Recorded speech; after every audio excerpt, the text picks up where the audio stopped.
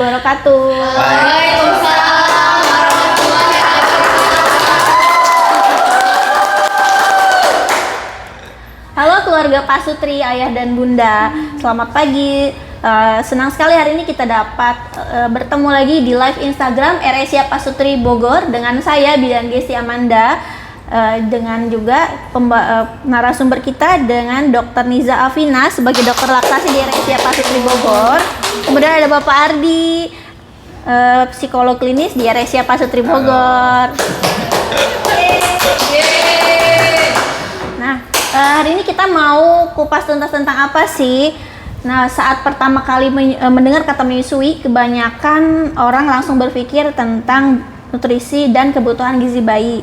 Padahal tahu nggak ayah dan bunda bahwa proses menyusui juga berperan penting dalam pembentukan ikatan emosional, rasa aman, bahkan perkembangan psikologis anak sejak awal kehidupan.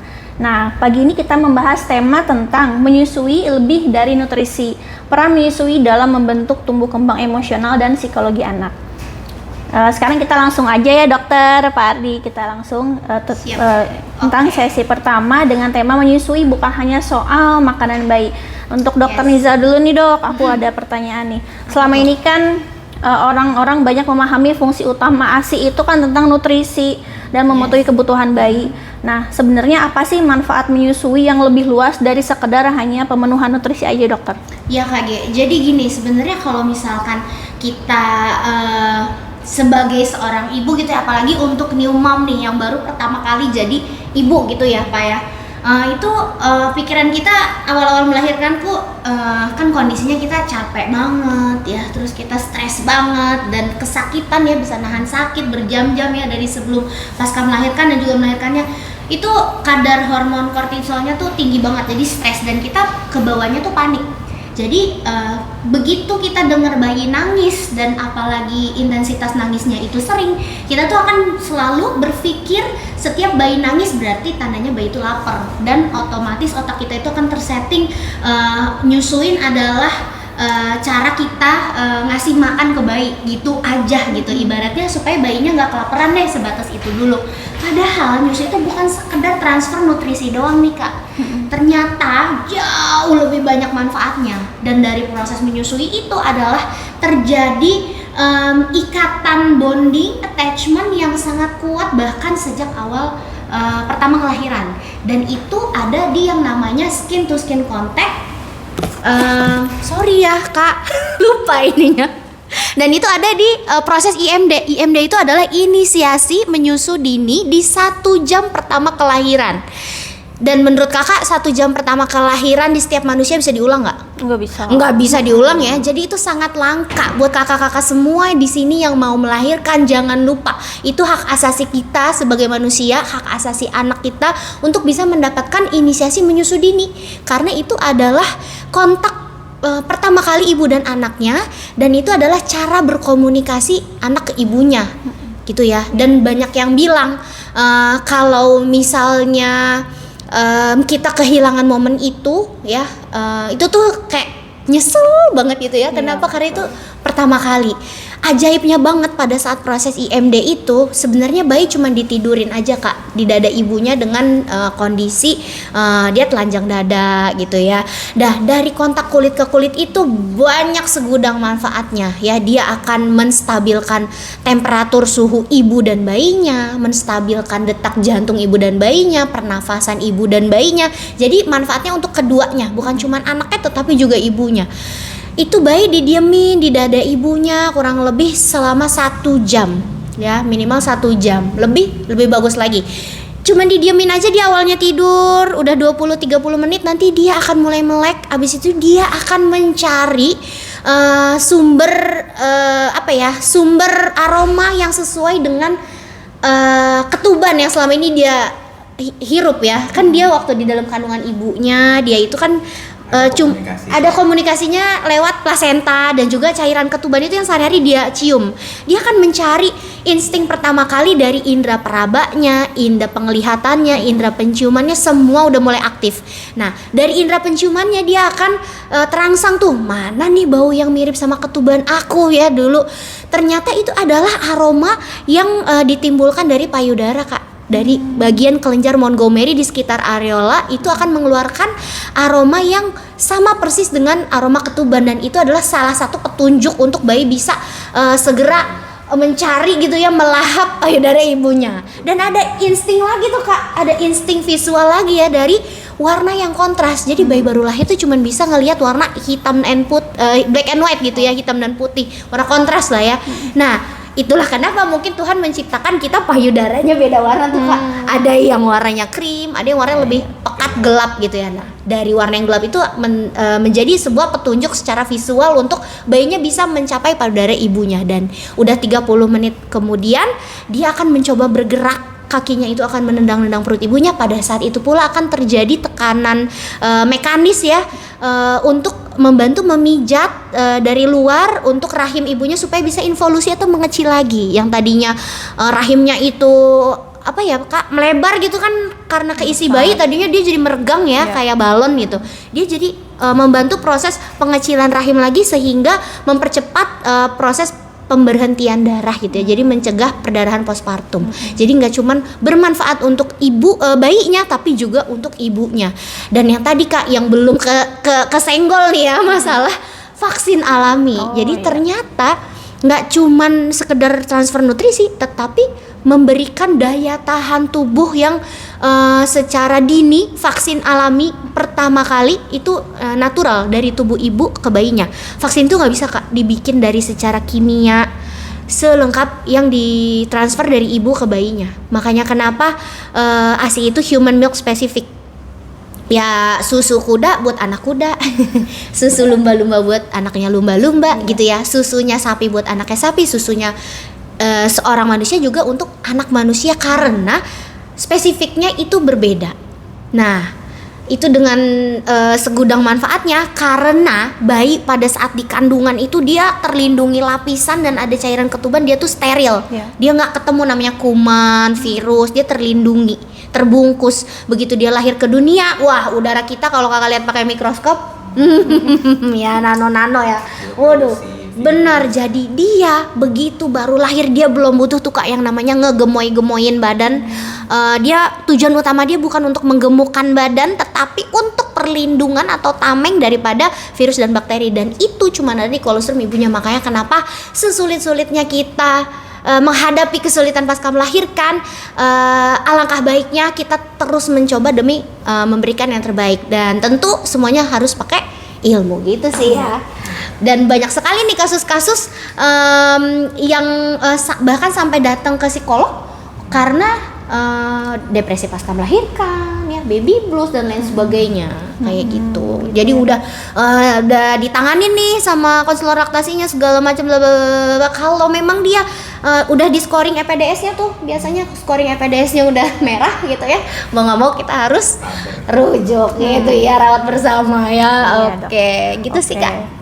Oke, itu kan tentang pemberian nutrisi pada bayinya. Ngomong-ngomong soal bonding nih, tadi sempat disinggung sama dokter. Kalau selama proses menyusui itu bonding yang terjadi itu sebenarnya prosesnya gimana sih Dok? Yang terjadi antara ibu dan bayinya? Ya tadi, jadi dari sentuhan ibunya, kontak mata, kontak mata ibu dan anaknya, visualnya, suara ibunya, bahkan Kak pada saat bayinya nempel di dada ibunya itu telinganya kan nempel di dada ya, itu kan dia dengar detak jantungnya. Nah dia tuh udah hafal Kak, karena selama 9 bulan di dalam perut dia tuh selalu dekat dengan detak jantung ibunya. Dia udah hafal detak jantung ibunya lagi sedih, lagi seneng, lagi cemas, itu dia udah hafal gitu. Dan lain sebagainya, pokoknya semua indera anaknya itu akan terangsang pada saat momen skin to skin contact tadi gitu. Oke. Sekarang nih tentang menyusui dengan perkembangan psikologis nih, kita tanya ke Pak Ardi dulu ya Dok ya. Oke, untuk Pak Ardi. Dari sisi psikologisnya nih Pak, apakah pengalaman menyusui itu dapat mempengaruhi perkembangan emosional untuk anak nantinya? Oke, baik. Pasti kalau ditanya berpengaruh atau tidak, pasti 100% berpengaruh. Kenapa demikian? Ini saya pakai pendekatannya pakai teori attachment theory atau teori kelekatan, di mana manusia itu akan mempunyai kelekatan atau kecenderungan pada seseorang. Nah, ini yang paling pertama adalah yang pasti secara biologis, caregiver biologisnya adalah ibunya. Karena ibunya itu pasti caregiver biologis dari seorang bayi atau anak.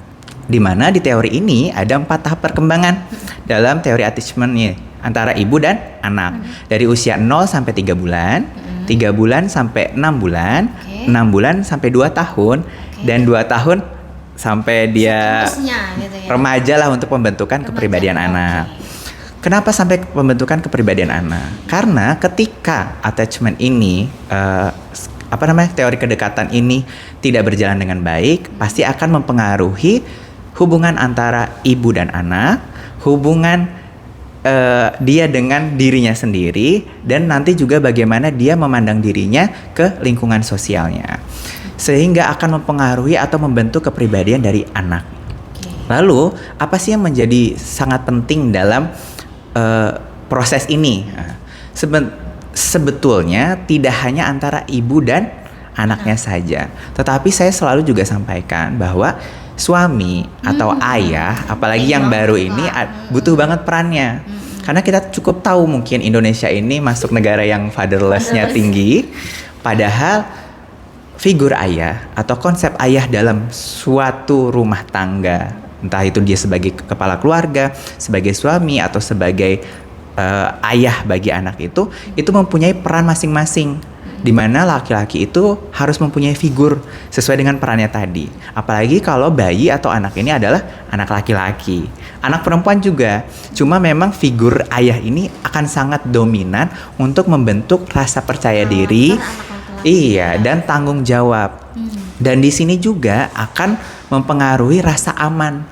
Bukan hanya pada anak, tapi pada istri juga. Karena sepengalaman saya dalam saya berpraktek ini, yang sudah tadi disinggung sama Dr. Niza, bahwa memang ketika seorang ibu, apalagi new moms, lalu punya hamil, melahirkan dan sebagainya, itu tidak semata-mata orang itu langsung bisa resilient, dok. Banyak sekali justru yang mengalami gangguan penyesuaian.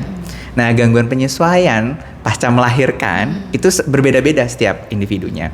Ada yang mengalami depresi pasca melahirkan, ada yang baby blues, ada yang gangguan penyesuaian, bahkan mungkin ada yang sampai distorsi kognitif terkait dengan perubahan tubuhnya. Iya, ada juga. Iya, karena nanti kan kadang di Indonesia itu ya toxic positivity, niatnya mungkin baik tapi sebetulnya tidak. Contoh, anaknya tuh disusuin. Itu misalkan dikit yang keluar, kamu kurang ini, belum lagi stigma-stigma yang lain. Stres Iya, jadi bukannya diberikan support, dukungan secara emosional, baik suaminya juga malah kadang, iya tuh kamu nggak mau dan sebagainya. Padahal peran suami itu juga sangat penting. Karena apa? Tadi sudah disinggung bahwa ada hormon namanya kortisol, itu ada hormon stres. Itu ketika hormon kortisol itu keluar, itu akan mengganggu sirkulasi dan metabolisme yang seharusnya di tubuh itu semana, akhirnya jadi kurang atau berlebih. Jadi malah bisa menghambat prolaktin, oksitosin. Iya, oksitosin dan nanti membentuk itu. Betul. Sehingga memang dalam proses menyusui ini memang kompleks sekali dan harus holistik. Jadi memang kenapa saat ini mungkin ada dokter laktasi, itu apa sih? Cuma nyusuin doang kok ribet banget. Kayaknya sejam itu. Betul, padahal untuk proses menyusui itu sekarang itu memang kompleks sekali. Karena parenting itu, apalagi di Indonesia, memang tidak diajarin di sekolah ya, dok. Tetapi kita pasti jadi orang tua. Iya.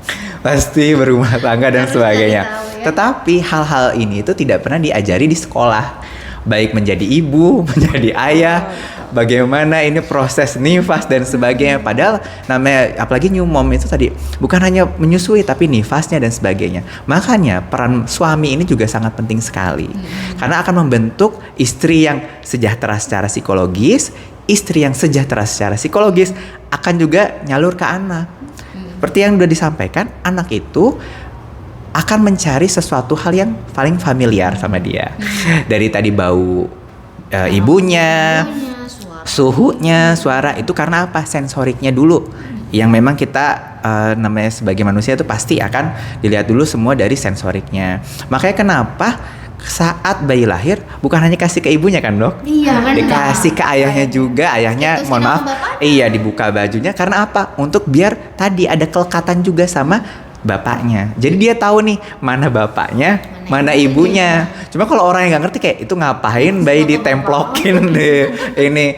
Sebenarnya itu tadi supaya untuk membentuk kelekatan antara anak dan orang tua. Oke.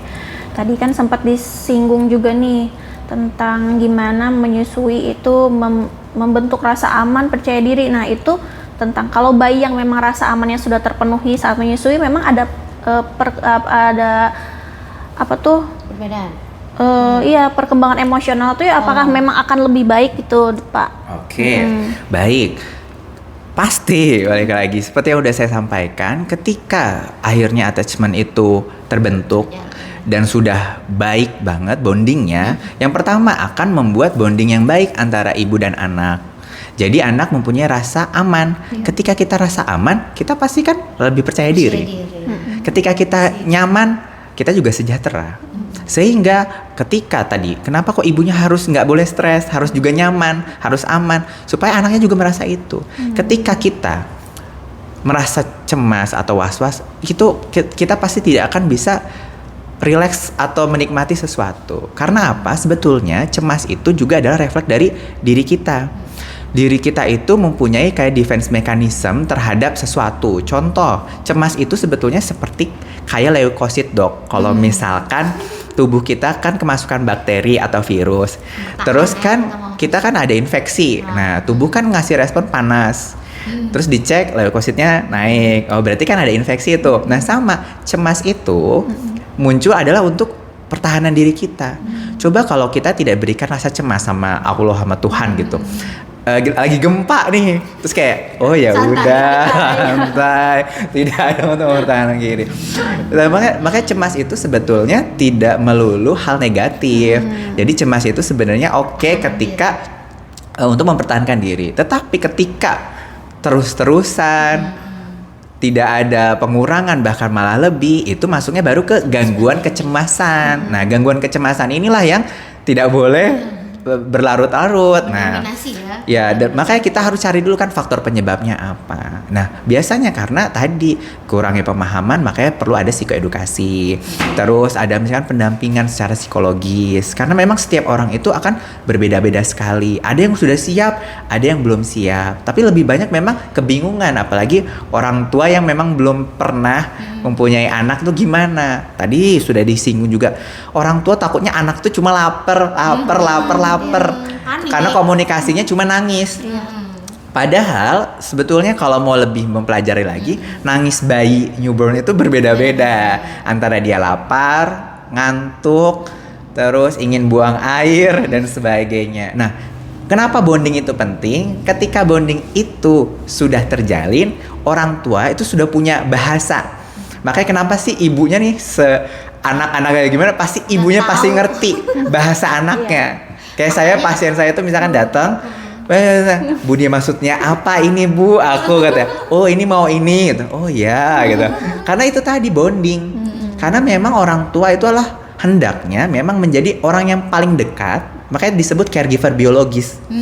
Karena itu tidak terputus sebetulnya. Caregiver biologis itu untuk anak. Ya? Betul, karena memang 9 bulan bayangin. Jadi attachment itu bukan hanya saat lahiran, tapi saat di kandungan. Makanya kenapa saat lagi hamil pun suami juga ada. Karena si baby ini biar tahu dan familiar sama suara selain dari ibunya gitu. Oke. Kita tanya lagi ke Dokter Niza nih, ada yang penasaran banget pengen ditanyain. Masya Allah. Gempa. Bentar ya Dok. Mana ini? Di bawah. Aduh, huru hara. Ini aja. Gimana ya? Di sini Kak? Apa gini? Ada sini aja deh. Ah iya, dibalik aja. Oke, boleh silakan Pak. Yuk. Ya, kita lanjut lagi nih. Yang Oke. tadi tentang bonding yang tadi Dok. Ada kan kondisi tertentu yang membuat ibu nggak bisa menyusui gitu, nggak bisa memberikan ASI secara langsung. Nah, untuk bondingnya itu gimana Dok? Apakah memang bisa tetap dibangun atau gimana dok? Bisa. Jadi itulah kenapa kalau misalkan gini, kita kodratnya emang nyusuin, yang namanya menyusui itu langsung di tete ya, karena semua mamalia, dia dikatakan mamalia ya, itu karena dia punya kelenjar susu gitu ya. Makanya monyet nyusuin netein anaknya, kucing netein anaknya karena dia punya paus ya kan, bahkan karena dia punya kelenjar susu yang menghasilkan susu. Makanya kodratnya kita emang nete di payudara. Dengan kondisi-kondisi tertentu ada sebagian dari kita yang memang qadarullah nggak bisa lah, atau udah berusaha semaksimal mungkin tapi keterbatasan sesuatu, atau kondisi misal kita working mom ya, kebanyakan sih working mom nih yang terpaksa memang harus diperah, dipumping gitu ya, tetapi tidak menghilangkan sisi kodratnya. Artinya kalau misalkan dia bekerja silahkan pompa, tetapi udah pulang ke rumah full dia direct breastfeeding lagi. Kenapa? Karena disitulah ada komunikasi yang nggak bisa digantikan, apa ya? Pembentukan Trust, dan juga salah satunya ada ini nih, komunikasi air liur. Ternyata ada backwash mechanism di situ ya. Nah, di situ air liur yang terserap di kulit payudara ibunya kan, pada saat bayi ngenyot di payudara nih, itu kan mulutnya itu nempel ya di payudara. Nah, liurnya itu yang bercampur dengan ASI akan terserap ke kulit ibu, ikut aliran darah, dan nanti dideteksi oleh tubuh ibunya, bayi aku nih lagi sedang butuh ASI yang seperti apa sih? Misalnya dia lagi terpapar virus, amit-amit misal virus COVID gitu ya. Oh, bayi aku lagi ada COVID-nya. Oke, dalam hitungan jam Kak, ASI-nya akan berubah, akan menyesuaikan, dan akan tiba-tiba ada tambahan antibody spesifik virus COVID. Jadi dia tuh ASI tuh dinamis loh Kak. Dia tuh ASI siang, ASI pagi, ASI malam, ASI sore, itu tuh semuanya beda. ASI hari ini, iya kebutuhan anaknya, makanya butuh dia direct breastfeeding.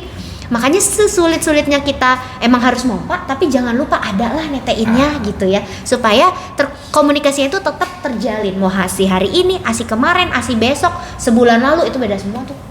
Beda semua masih tuh. Relevan gitu ya. Iya, nah terus nggak relevan kan, makanya harus kalau nggak ditetein. Kalau nggak ditetein jadinya tubuh tuh nggak tahu anakku tuh sebenarnya butuh yang kayak gimana sih, terupdate, karena itu kayak open pre-order ya. Kayak open pre-order, pengen open PO ASI yang kayak gimana nih, kayak gitu ya.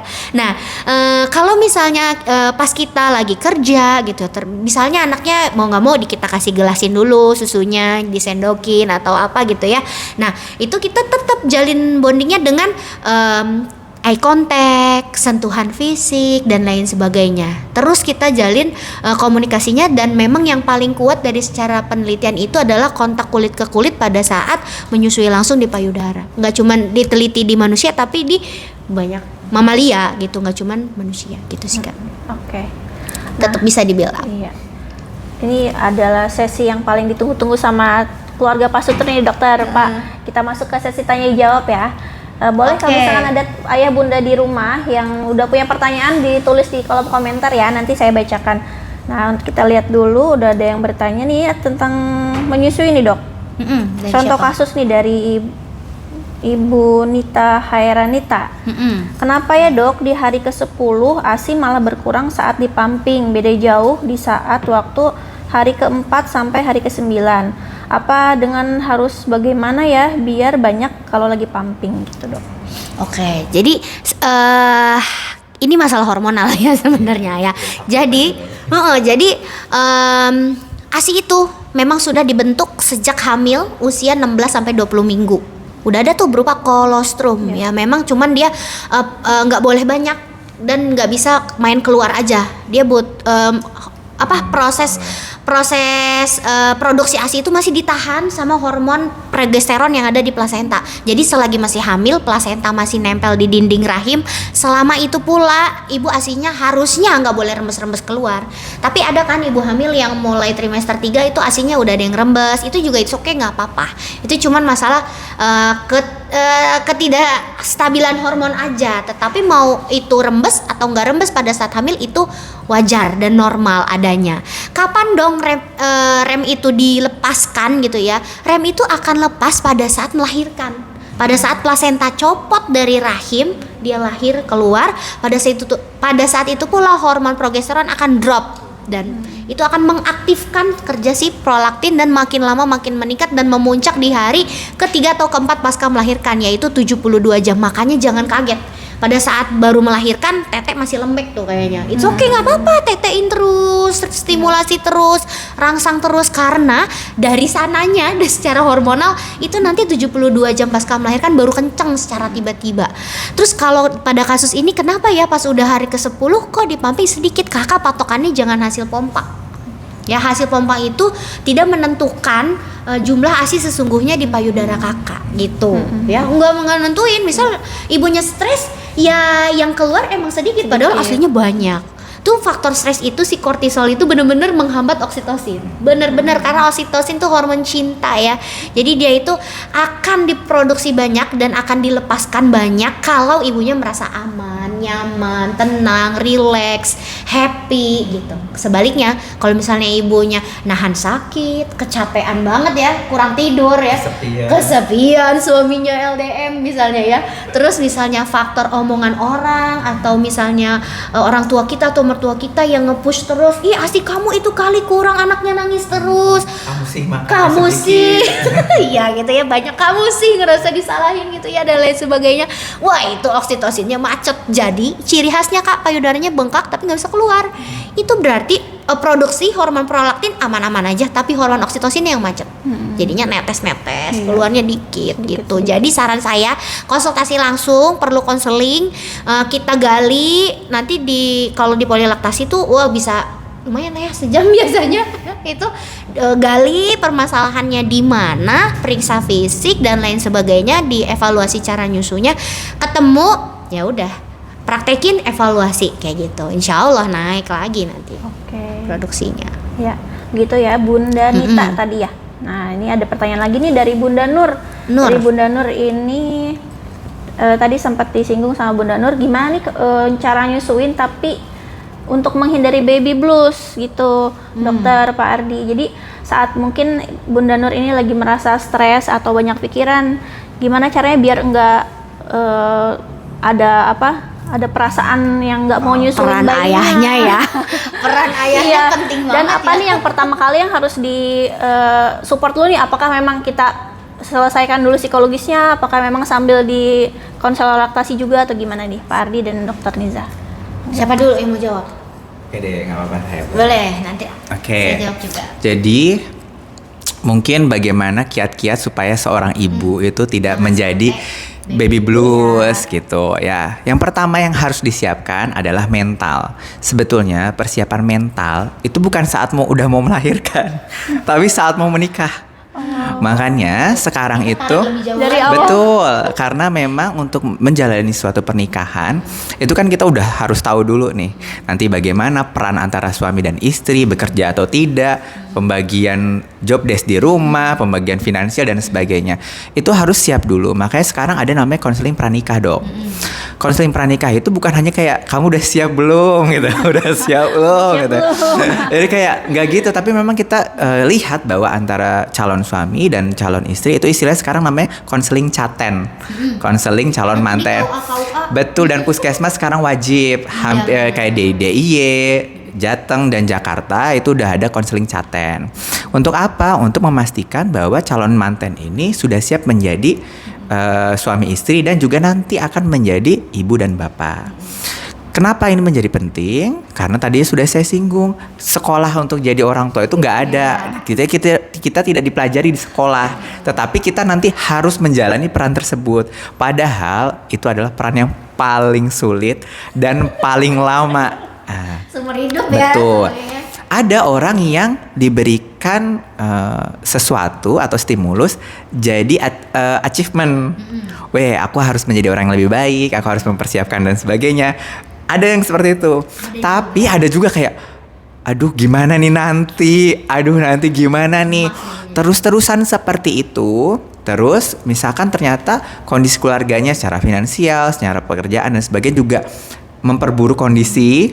Terus habis itu ternyata suaminya juga tidak suportif atau LDM atau hal yang lain, sehingga seorang istri yang sedang hamil itu menjadi overthinking. Nah, overthinking tambah lagi dia nggak punya teman, mertuanya galak, orang tuanya jauh.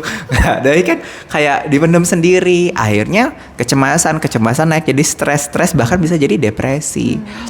Sehingga saya juga beberapa nanganin kasus untuk pasien bipolar saat hamil. Nah, ibu saat hamil ini nggak boleh minum obat-obat sembarangan, apalagi untuk psikofarmakologi itu dilarang. Makanya akhirnya ujung-ujungnya pasti di refernya ke saya. Jadi dari psikiater pasti ke saya untuk psikoterapi yang paling aman untuk ibu-ibu yang mengalami ada autoindikasi masalah kesehatan mental. Sehingga yang pertama, ketika seorang ibu atau calon ibu itu mengalami tadi faktor-faktor resikonya tadi dialami, terus merasa kok dirinya kok tidak baik-baik saja, tidak punya support system, curhat dulu lah, screening dulu. Dari situ kita akan tahu sejauh mana kestabilan emosinya dia, terus kapasitas mentalnya itu semana. Apakah supaya kita juga tahu nih nanti ketika dia menjalani persalinan udah siap atau belum, terus faktor-faktor pendukungnya sudah siap atau belum. Karena apa? Hal-hal tersebut apabila sudah dilakukan dan sudah disiapkan akan meminimalisasi terjadinya baby blues saat proses persalinan tuh. Terus yang kedua, saat sudah pasca persalinan, di mana tadi bukan hanya soal menyusui tapi soal nifas. Di situ kan perannya, apalagi seorang misalkan muslim, itu kan ada untuk merawat istrinya, darah nifasnya dan sebagainya. Di situ peran suami ketika memang hadir dan ada, tambah lagi ada orang tua dan mertua yang juga support, itu yang pertama akan membuat si ibu itu merasa aman dan nyaman, sehingga dia benar-benar bisa fokus tadi kepada anak. Jadi yang muncul itu adalah secara kognitif nilai terhadap anak itu positif. Tapi coba bayangin, udahlah mertuanya komen mulu, ibunya juga gak ada, suami gak ada, anak nangis mulu. Jadi akhirnya yang tercipta kognitif atau belief terhadap anak bahwa itu adalah sumber masalah. Iya, negatif. Contoh misalkan dokter nggak pernah tahu ini itu apa. Tapi pernah aku cerita ini tuh makanan enak. Terus suatu ketika dokter dikasih ini, mau nyoba kan? Mau. Karena pernah ada hal positif bahwa ini. Tapi kalau aku bilang, ih sumpah ini deh, nggak tahu kita ini apa, Nyobain aja nggak nggak mau. Sama. Sebenarnya baby blues itu diawali oleh kognitif tadi. Jadi persepsi terhadap anaknya itu apa nih, positif apa negatif. Nah, persepsi terhadap bayi ini dipengaruhi oleh tadi diri sendiri, lingkungan dan support sistemnya. Gitu sih kalau dari segi psikologis. Makanya apa kiat-kiat atau tips agar seorang ibu tidak mengalami baby blues? Ya tadi tuh tarik ke belakang. Udah siap belum secara emosionalnya? Terus suaminya juga support atau tidak? Mertua dan orang tuanya hadir atau tidak? Mempunyai fasilitas pelayanan kesehatan yang memadai? Terus punya misalkan ada covering BPJS atau mungkin yang lain yang supaya kan kita ngerasa aman juga. Coba misalkan kita secara finansial juga nggak prepare untuk ini. Makanya saya selalu bilang ketika memang ingin menjadi orang tua, yang disiapkan bukan cuma mental tadi doang, finansial juga itu jangan dikesampingkan karena kita juga melahirkan butuh biaya. Tadi semua makan dan sebagainya. Jadi memang rasa aman secara psikologis itu kompleks. Makanya ada teori sedikit nih saya jelasin terkait dengan teori Maslow, teori kebutuhan.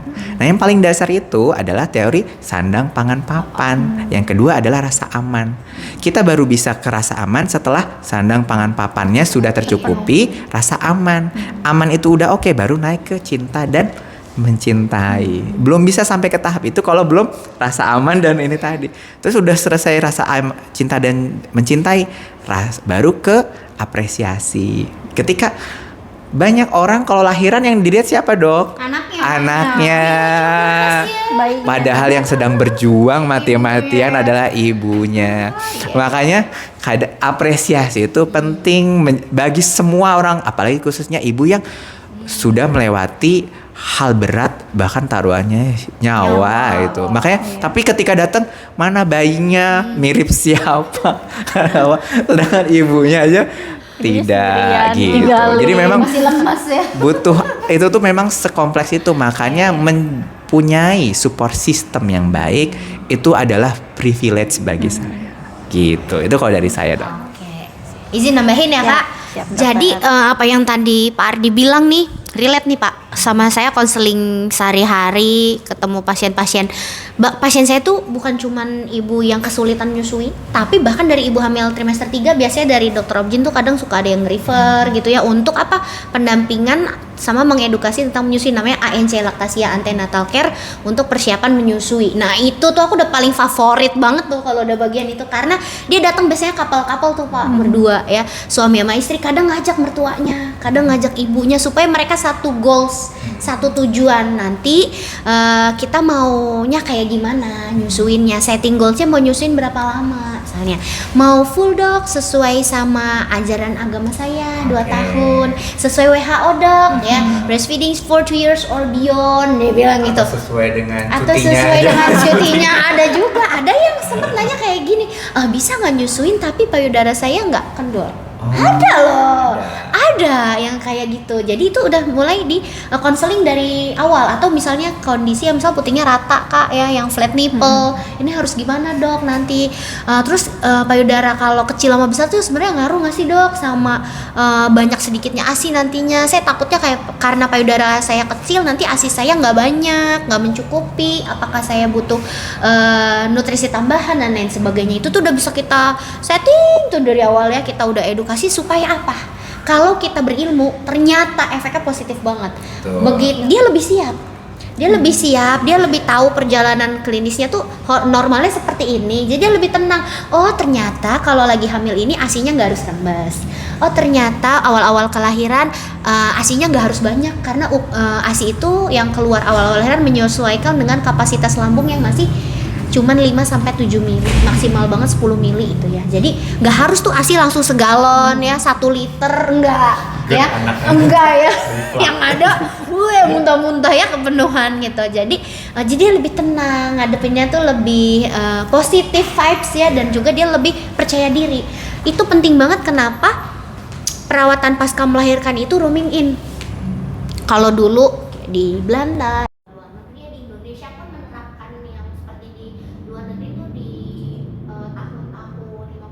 dan lain 40-50-an itu dia dipisah tuh. Jadi ibu begitu melahirkan, bayinya sengaja taruh di ruang bayi, semua pada berjejer ya.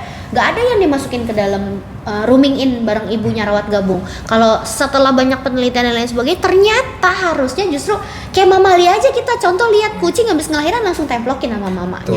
Ya, monyet habis lahiran langsung templokin sama mamanya, netek langsung. Jadi harus langsung dikasih ke ibunya, nempel bonding sekuat mungkin dari awal melahirkan. Nyusuin itu wah udah deh se-magic itu pokoknya untuk perkembangan dia sampai kelangsungan hidupnya nanti. Dan otak itu dibentuk 80%-nya di 2 tahun pertama, ya kan? Benar kan ya? Betul. Jadi sisa hidup kita yang cuma setelah 2 tahun itu cuma nambah 20%, ya Allah, dikit banget ya. 80%-nya sudah di build up dari 2 tahun pertama kehidupan. Dimulai sejak hamil sampai nanti anaknya 2 tahun, itu 80% otaknya berkembang di situ. Jadi ya sangat berpengaruh banget gitu ya. Jadi kalau misalkan tadi tersinggung juga tuh sama Pak Ardi ya tentang rumah sakitnya ya. Jadi kalau bisa kita cari yang emang ngedukung, mensupport. Kayak misalnya di Pak Sutri nih ada timnya, ada obgynnya juga udah pro buat nyusuin, pro untuk keberlangsungan 1000 hari pertama. Ini tuh di Pak Sutri tuh benar-benar konsen di 1000 hari pertama. Jadi dari pranikah tadi ya, terus dari kondisi hamil, melahirkannya, menyusuinya juga, terus ke tumbuh kembang anaknya, semuanya dikawal tuh kalau di sini. Jadi begitu ibunya hamil, sebelum hamil udah di screening, pas udah hamil dia ke dokter obgyn rutin kontrol, setelah itu dia melahirkan dan dia menyusui, dokter laktasinya juga visit tuh Pak ke ruangan. Ya, jadi kita dokternya visit, diajarin netes segala macam, disupport segala macam. Ada kendala kita sesuaikan lagi, nanti dikonsul-konsul lagi dengan tim yang lainnya kayak gitu. Ada masalah tumbuh kembang anak itu biasanya udah mulai setahun ke atas, udah mulai tuh biasanya baru ngeh ya ibunya ya. Ntar kok belum bisa duduk, kok belum bisa jalan, nggak bisa. Itu udah red flag sih. Dan yang paling ini tuh Pak, kok anak saya udah 3 tahun belum ngomong. Nah, itulah ya. Persen pasien saya datang tuh kayak gitu ya Pak ya. Betul. Benar, itu udah mulai di assessment jadinya. Lebih spesifik lagi. Iya. Memang tadi itu saya sampaikan bahwa anak itu Silakan lupa. harus holistik tadi. Makanya ibu dan anak, karena untuk SC, mungkin orang tuh taunya SC itu objin doang. Padahal ada SPA yang nangkep anak. Iya. Jadi kadang bingung gitu. Jadi memang untuk melahirkan saja itu ada dokter anestesi, ada spesialis anaknya, ada objinnya, dan pasti bidan-bidan dan perawat yang nemanin di VK. Betul. Jadi memang jangan sepelekan untuk proses persalinan maupun tumbuh kembang anak. Karena memang khususnya misalkan di Rumah Sakit Pasutri ini, kenapa kok sebutannya RSIA, Rumah Sakit Ibu dan Anak? Karena memang kita cuma bukan hanya untuk ibu yang bersalin aja atau anak yang sakit saja. Tambah lagi ya udah saya masuk ke sini berarti lebih luas lagi nih. Karena apa? Perkembangan manusia itu memang dari 0 sampai meninggal. Itu disebut namanya psikologi perkembangan. Dalam teori psikologi perkembangan nggak ada berhentinya sampai kita benar-benar meninggal. Karena apa? Setiap tahun itu kita punya namanya tugas perkembangan. Makanya tadi sebenarnya kan dokter bilang 3 tahun kok belum bisa bicara. Apakah itu bermasalah? Tentu. Karena perkembangan bicara itu maksimal itu 2 tahun itu udah mulai. Dan harusnya udah bisa lancar. Jalan itu usia 1 tahun. Makanya ketika lebih berarti kan jadi refleks. Apalagi sampai 3 tahun belum ada. Terus malah ada gejala-gejala yang lain. Kontak matanya jelek, hiperaktif, minatnya terbatas, perilaku repetitif. 90% pasien saya mengalami itu dan ngarahnya ke autism spectrum disorder. Ada lagi kalau jalannya telat, ngomongnya telat, ke global developmental delay. Ada juga banyak ADHD. Tapi banyak juga ternyata kok ini kok normal secara ininya, tapi kok terlambat, kekurangan nutrisi. Jadi anaknya stunting, Dok. Dan stunting itu bukan hanya, ternyata setelah diteliti, bukan hanya di berat badan, tinggi badan saja, Dok. Karena ketika nanti usia anak itu usia 7 tahun, waktu kecilnya dia malnutrisi, akan mempengaruhi apa? IQ. Waduh. Nah, makanya kenapa kok Indonesia ini punten IQ-nya kan 70-80, sebetulnya kadang bukan karena nggak bisa makan, Dok. Tapi apa yang dimakan gak sesuai. Ya jadi memang tadi salah satu komponen utamanya nutrisi awalnya dari ASI-nya tidak terpenuhi. Ibunya tuh banyak yang konsul sama saya itu kayak nggak bisa, anaknya nggak mau. Kata ibu sudah coba, enggak, ASI nggak ada nggak sih, Bu? Jadi memang padahal itu adalah bekal utama seorang anak untuk mendapatkan daya tahan tubuh yang baik, berat badan yang ideal, terus Bobot juga otaknya iya. 60%. Jadi makanya ketika anak itu mengalami seorang istri atau seorang ibu terkait dengan menyusuinya itu bermasalah, hendaknya pesan saya memang harus segera untuk konsultasi ke ahlinya. Soalnya apa? Faktornya nanti jadi panjang. Benar. Nutrisi anak, ke tumbuh kembang anak, bahkan ke kecerdasan anak. Itu sih. Jadi tolonglah jangan sepelekan hal yang mungkin kelihatan sepele. Padahal nyusu itu kayak proses alamiah aja ya. Betul. Tapi butuh belajar. Iya, Gitu. karena setiap orang kan beda-beda ya, Dok. Secara hormonal, secara metabolisme, secara psikologis, secara keluarganya itu kan berbeda-beda, sehingga memang tidak bisa kayak tetangga itu sehat-sehat aja, Iya, nggak bisa si itu dibandingin bisa sama aja, orang. nggak bisa. Itu sih ya. Oke. Sih. Ada lagi, Siap, Kak? ada lagi banyak banget yang tanya nih, Dok, Pak Ardi. Antusiasmenya sangat tinggi nih. Ada lagi pertanyaan dari, ini pertanyaannya agak combo ya. Dari Bunda ABCD Wimin, karena dia beliau bertanya 3 hal nih. Yang pertama, Pantes combo. yang pertama tentang skincare untuk busui dulu, Dok. Skincare yang aman atau harus dihindari untuk busui. Soalnya dari hamil aku nggak pakai skincare, takut ngaruh ke bayi dan ASI. Katanya kalau exfoliating bisa ngaruh ke ASI, jadi takut. Terus ada juga Bunda ini juga bertanya, Apa lagi tuh? Biar sekalian. titipan, iya katanya titipan. saudaranya, iya katanya kalau misalkan ASINya keluar tapi sengaja nggak mau dikasih ASI, pengennya ganti sufor, apakah ada dampak untuk ibunya, katanya begitu. Kenapa ibunya memilih itu? Nah, ya ini sih tidak dijelaskan, Dok. Iya, coba mampir dulu kali ya. Mampir bisa, mampir kayaknya. Mampir dulu ke sini biar bisa terkuak alasannya apa. Kalau yang masalah skincare, kalau Iya. mau yang aman, cukup pelembab ya, moisturizer, sunscreen, sama facial wash aja. Udah itu kalau mau aman kan? Iya. Ya, kalau mau aman itu. Kalau itu aman, basic skincare ya yang natural, yang alami semua kandungannya yang alami dan yang paling penting dari dalamnya sih, ya makanan sehatnya itu ya. Tomat ya, alpukat, buah-buahan yang tinggi antioksidan, ya itulah. Jadi balik lagi ke makanan yang sehat jadinya. Iya tuh ya, Iya. banyak banget. Terus tadi yang masalah tadi dia Yang asinya iya. ada tapi nggak mau Ada tapi nyusuin nggak anaknya. mau. Maunya Nah, sufor, dampaknya apa ke ibunya gitu. dampaknya apa ke ibunya? Oh, Ke ibu, dampaknya iya. ya oke gini ceritanya dia emang kondisinya seperti itu. Dampaknya apa kalau dia nggak mau nyusuin padahal asinya ada? Kalau dari penelitian payudara yang tidak disusui akan beresiko kanker payudara. Ya, akan menjadi kanker payudara. Jadi itu memang udah kodratnya begitu ya. Ternyata kalau diteliti secara sel, kalau kita nyusuin itu nanti stem selnya kita dan ada di situ namanya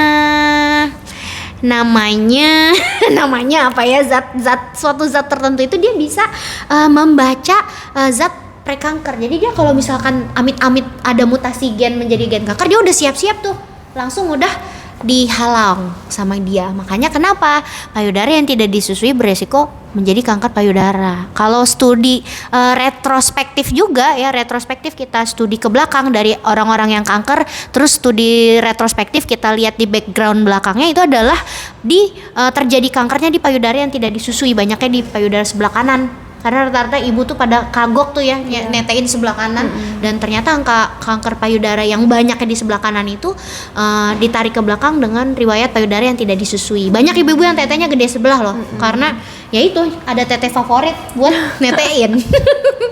Gitu ya. Iya. Oke. Nih masih ada nih banyak banget nih Bunda Anissa yang Waktunya belum masih dibacain. Sedikit lagi ya kita kasih waktu.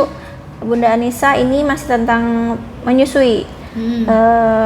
Nipple tadi kan sempat disinggung oleh dokter, nipplenya flat ya. Flat. Nah, Bunda Anissa ini sudah dibantu agar putingnya keluar, tapi Ade juga sudah berusaha untuk DBF, tapi masih belum bisa dokter.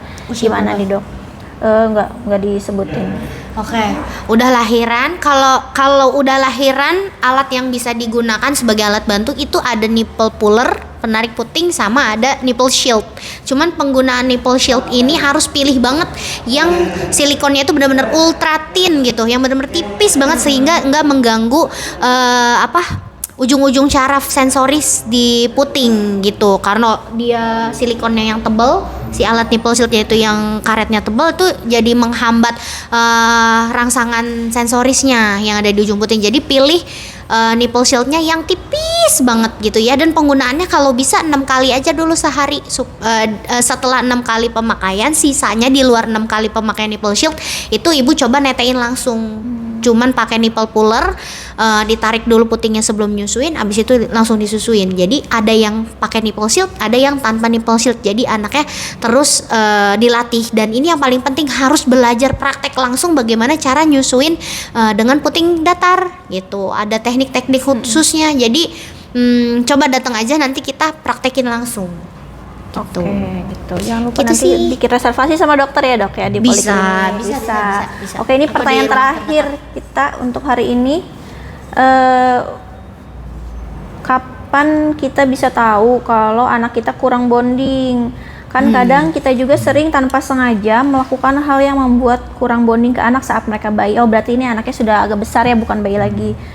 Nah, apalagi kalau Cirinya capek, kata iya, ciri-cirinya kalau misalnya anaknya sudah melewati masa bayi, mungkin balita atau mungkin sudah prasekolah mungkin ya. Nah, Tanda-tandanya gimana sih apa kalau kita kurang ngelihat kalau misalkan ternyata anak kita kurang bonding nih ternyata saat bayi gitu. Apa sih yang bisa kita lihat dari anak Di kita? perilaku yang sekarang. Di gitu ya. perilaku yang Oke. sekarang. Pasti yang terlihat adalah dari perilakunya ya. Perilakunya kita lihat pertama kelekatannya. Ketika dia mengalami sesuatu, apakah dia langsung cerita kepada orang tuanya? Karena apa? Kita cerita tuh kan pasti karena kita Percaya. percaya. Terus kita juga ngerasa ini aman, nggak bakal Aman mana. ya, Iya. nggak bocor. Makanya ketika kita melihat anak kita kok lebih dekat sama neneknya, lebih dekat sama pembantunya atau pengasuhnya atau sama yang lain, nah itu harusnya orang tua udah mulai, ih kok gitu? Karena sebetulnya orang tua itu, apalagi ibu, sekali lagi saya bilang bahwa caregiver biologis buat anak. Caregiver itu secara harfiah memang mengasuh gitu. Dia itu Nurturing. iya, dan secara biologis berarti memang ikatan antara ibu dan anak memang tidak akan terputus bahkan sampai dia dewasa pun. Karena apa? Caregiver biologis bagi anak. Sehingga ketika anak lebih dekat pada figur lain, lebih nyaman pada figur lain, atau malah terlihat malah menghindari atau avoidant terhadap ibunya, berarti ada kesalahan di situ. Baik bisa jadi karena bondingnya, atau mungkin ada kesalahan secara kognitifnya tadi. Dia menganggap ibunya itu orang yang nggak aman, ibunya itu orang yang menyeramkan, karena mungkin orang tua di situasi tadi emosi yang tidak stabil, tanpa sadar mungkin berperilaku tidak sesuai yang seharusnya kepada anak. Padahal anak itu adalah makhluk observer. Makanya kenapa saat melahirkan menyusui itu penting, karena anak tuh pada bayi, kalau nggak salah saya tuh pernah baca, dia itu hanya baru bisa lihat optimal itu 20 sampai 30 cm. Dimana itu adalah posisi ibu dan menyusui. Benar banget. Makanya kenapa di situ itu, karena yang dilihat aja ibunya. Yang pertama bahwa oh ini adalah sosok atau figur yang familiar bagi saya, sehingga ketika menyusui itu kan dia nyaman, kenyang dan sebagainya. Kognitifnya jalan kan. Oh, figur ini Yang bikin aku yang bikin aku kenyang, bikin aku nyaman. Itu secara visual. Makanya kenapa proses ini tadi itu pasti semuanya harus melibatkan proses sensorik tadi. Suhu tubuh, makanya kenapa harus skin to skin, terus bau badan, hidungnya. Itu semua perabaan, pendengaran, suaranya. Oh, ini suara familiar yang biasa ini. Coba kayak kita deh kita di tempat ruangan kita biasa sama kita di publik umum gitu. Kita akan lebih was-was di publik umum apalagi yang belum pernah kita tempati atau pernah kita datangi gitu. Tapi kalau misalkan memang ini kamar aku, makanya kenapa kita kok selalu nyaman. Bahkan ada beberapa orang tuh mungkin mohon maaf bisa BAB tuh hanya di rumahnya saja. Iya. Karena dia merasa nyaman, merasa aman di situ saja. Banyak juga bisa gitu loh. Betul, karena itu tadi teori teori kelekatan tadi, karena manusia itu adalah makhluk yang sangat subjektif sebetulnya. Pungkiri ya. Jadi memang kenapa kalau misalkan anak kok sampai nggak ini atau ini, makanya konseling. Makanya ketika kemarin saya itu ada pasien bulan lalu di klinik, tapi dia itu dengan keluhan bilangnya anaknya kecanduan gadget, Dok. Saking kecanduan gadget, anaknya sampai kabur umur SMP. Jadi bapaknya mamanya datang bilang katanya kabur sampai ke Serang. Waduh.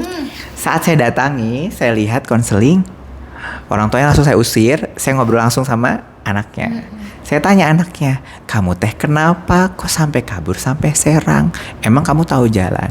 Akhirnya dia cerita. Anak ini bapaknya mohon maaf, abdi lah tapi jauh. Di luar pulau sana. Pulang itu bisa 3 bulan, 6 bulan sekali. Ibunya juga bekerja. Berarti dia di rumah sendirian. Anak usia segitu menurut teori Erikson, psikososial, berarti memang teman sebayanya adalah perannya sangat penting. Tapi ternyata dia dibully di sekolah. Di rumah juga dia nggak punya teman. Akhirnya larinya kemana? Ke gadget. Di gadget dia main game online secara real time, ketemu sama temen yang dianggap menerima dia. Akhirnya dia nyaman, kelekatannya di situ sama orang itu.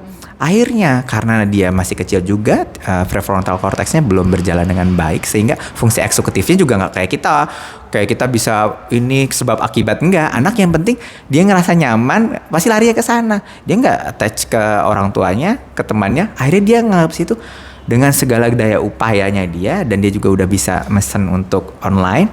Akhirnya dia susulin teman dia yang dia anggap adalah rumahnya atau tempat amannya dia.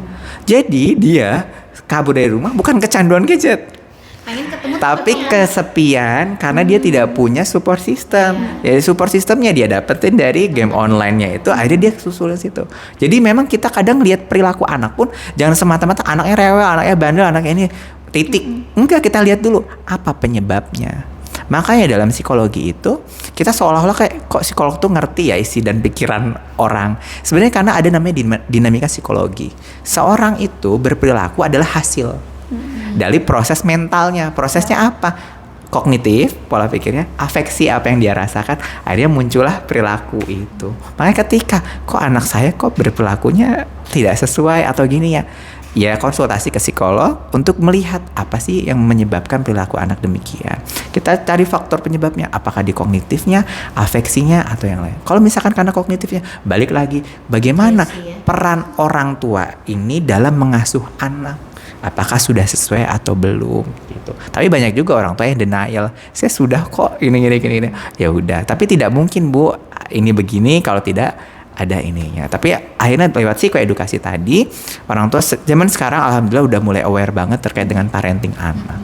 Gitu. Oke.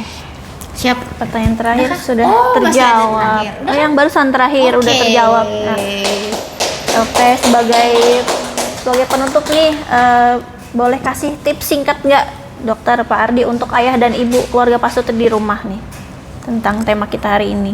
Oke. Bonding, kelekatan, menyusui dan sebagainya. Iya, jadi menyusui tadi balik lagi ke tema dan judul tadi ya, menyusui itu bukan sekedar pemberian nutrisi. Jadi it's not about the nutrition but nurture ya. Tadi ya, kelekatan, mengasuh ya. Jadi nggak cuman pemberian nutrisi, lebih dari itu ya. Segudang lagi manfaatnya, entah itu dari vaksin alami anaknya, bondingnya, attachmentnya, dan juga pengasuhannya atau nurture-nya. Jadi itu semua perlu dipersiapkan. Makanya bahkan dari tadi tarik paling jauh dari pemilihan pasangan, kemudian dari pada saat proses hamilnya udah kita belajarin, dirawat sedemikian rupa gizinya, nutrisinya, kesehatan mentalnya. Terus kita konseling untuk, karena hamil 9 bulan tapi nyusuin 2 tahun.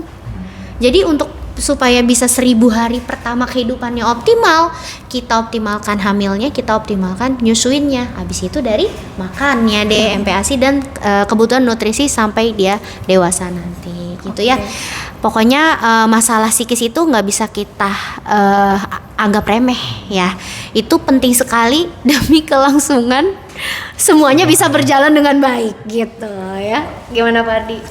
Ya, jadi kalau pesan-pesan terakhirnya mungkin untuk seluruh orang tua di luar sana, sobat Pak Sutri yang jadi orang tua, itu memang tidak boleh denial terkait dengan kondisi keluarganya, kondisi satu sama lain. Jadi ketika memang sudah mempunyai anak, berarti perannya bertambah.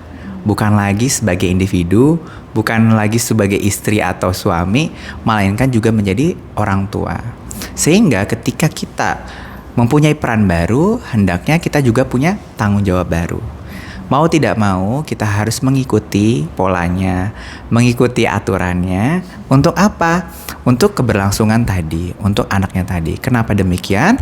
Karena secara psikologis, memang pertumbuhan anak bukan hanya dilihat dari fisiknya saja, tapi perkembangan mentalnya juga. Perkembangan mental yang baik akan membentuk pribadi dan emosi anak nanti hingga dewasa baik. Ketika dia menjadi pribadi yang baik, emosional yang baik, kelak dia akan menjadi orang tua yang baik juga untuk anaknya. Sehingga tidak terjadi inner child atau traumatis pada masa kecil yang akhirnya akan dia bawa. Namanya itu saya pernah bikin kontennya juga, atau istilah bahasa Indonesia itu trauma yang diwariskan. Sehingga jangan sampai menjadi, mohon maaf, orang tua yang gagal atau yang Pengasuhan itu ya? Betul, terkait dengan pengasuhannya. Karena itu akan sangat membekas dan membentuk anaknya. Ketika anak itu nanti dewasa, dia akan menurunkan traumatisnya itu dan pola asuhnya juga kepada anaknya nanti. Dan itu akan berulang terus, akhirnya disebut tadi trauma yang diturunkan. Sehingga ketika memang kita mungkin sebagai orang tua pernah mengalami atau pernah merasakan traumatis saat anak-anak, berhenti di kalian ya. Setelah itu sembuh dan kita coba untuk menjadi pribadi yang lebih baik. Untuk siapa?